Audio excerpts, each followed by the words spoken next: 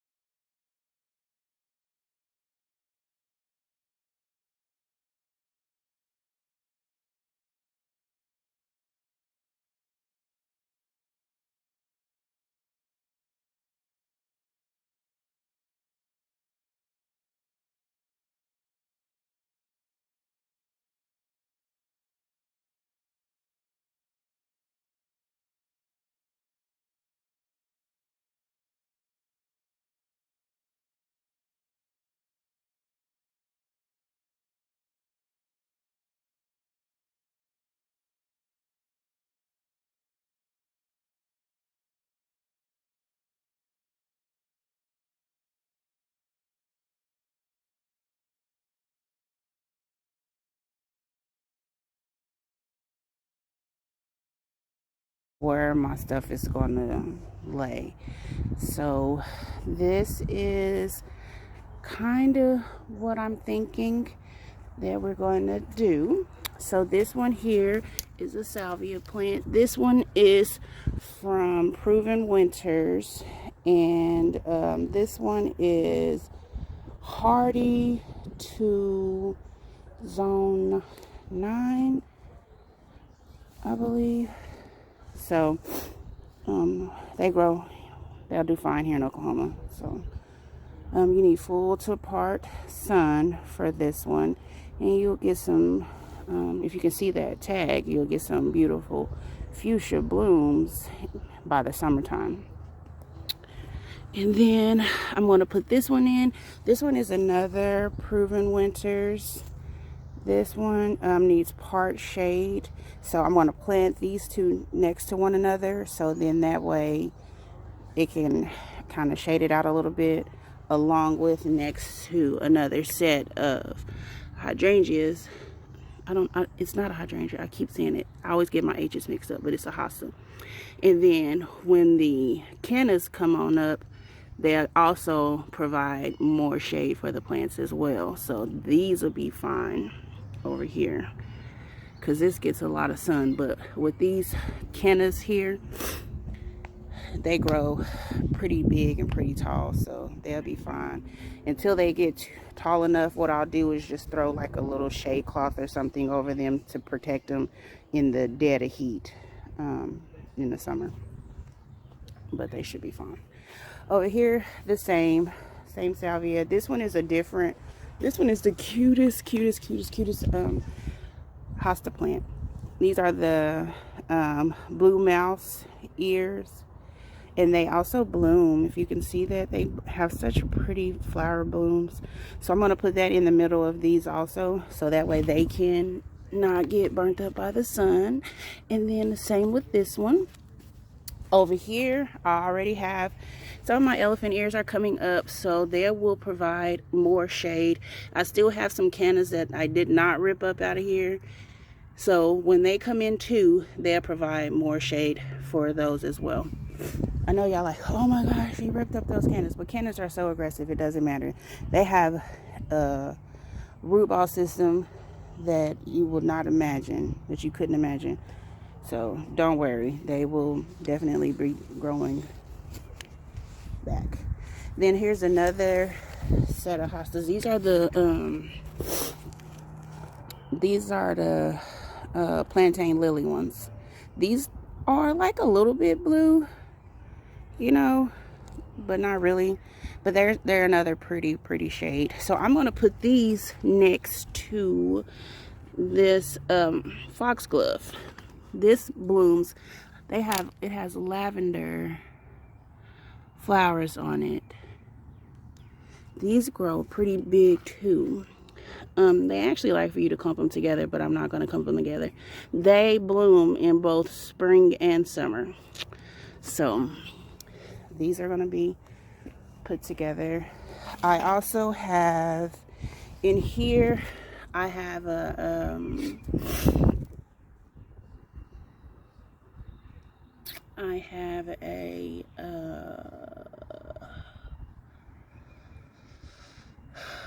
what name is it? Anyways, these are some of the red hot pokers that I got. These bloom so pretty, so pretty in the summer. So I'm gonna pop these in throughout the this bed as well. What is that in there? I pulled it out last summer because it doesn't do well over winter. It has to be pulled up. It is like, it's a banana plant. I can't remember if it's the red banana tree or if it was the I got several different banana plants. So I think whichever one, it don't matter. I'm planting it back, so whatever. So that'll also give us a little bit of height along with the cannas, you know. This one is definitely a banana plant. This one is the zebra one that I got. I ordered this one online last year, and it really didn't get a chance to take off because I had it next to some cannas. And I got it kind of late in the summer, so I'm going to put this in an area where I don't have any cannas like up underneath.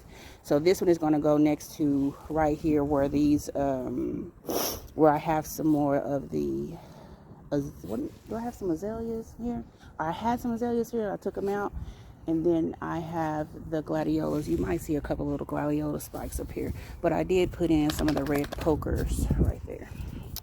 And then I'm going to put another foxglove right down here and making sure some space with. I pulled up a lot of this, some of these cannas. Before I plant this in, though, I'm going to pull up a lot of the roots out of there just so that way I can make sure that I get enough out so this have enough space to take off. And then here, I'm going to leave that like it is. I'm just going to clean that up, pull that back, mulch that, put some blood meal on top of there, give it a nice phosphorus. And I probably need to go get me some bone meal so that way I can give it some nitrogen as well to give it enough to start off the season. And I'm gonna do the same thing with these set of elephant ears, and then I'm gonna just fill it all in. I'm gonna try my best to clean out these. I let these die back on their own last year, so that's how come it looks like this, and that's perfectly fine. You can, but it's a lot of work the next season. It's kind of better just to cut them down and then cover them up at the end of the year, so then that way you don't have to deal with the leftover. But in turn, it provides a good mulch for your other plants when you just let those die back. So that's what I did. So all right, I will come back whenever I'm done with. All right, we have finished. Not we, I have finished. I got everything planted in, mulched down. I decided that I'm going to take this hosta and the other bread poker that I didn't use. I'm going to put that in the front that we did the other day. So I went ahead and put a little mulch around the ones that was already here. But I really just kind of focused on the ones that we just planted in. I wanted to get them mulched down really good, water them in good, fertilized around my elephant ears, gave them some phosphorus and some nitrogen. Came down here, put that red poker in there, and I also threw in 2 elephant ear bulbs that I had waiting to be planted. Over here I threw in that red poker and another elephant ear bulb, and then here I threw in this is a canna calla lily. This one is the banana plant that I said earlier. Red poker, that is the hosta. Everything is planted in, everybody is happy, and now all I gotta do is clean off my walkway, spray it down, clean it off, and it will be beautiful. Then I just gotta wait on my husband and the boys to cut the backyard, and we will be in business. So we'll do like weekly, maybe bi-weekly updates on growth to see how everything is looking. We'll water, fertilize. Probably won't fertilize again for another month, but we'll water weekly, make sure everybody is doing good. I think everybody will be happy.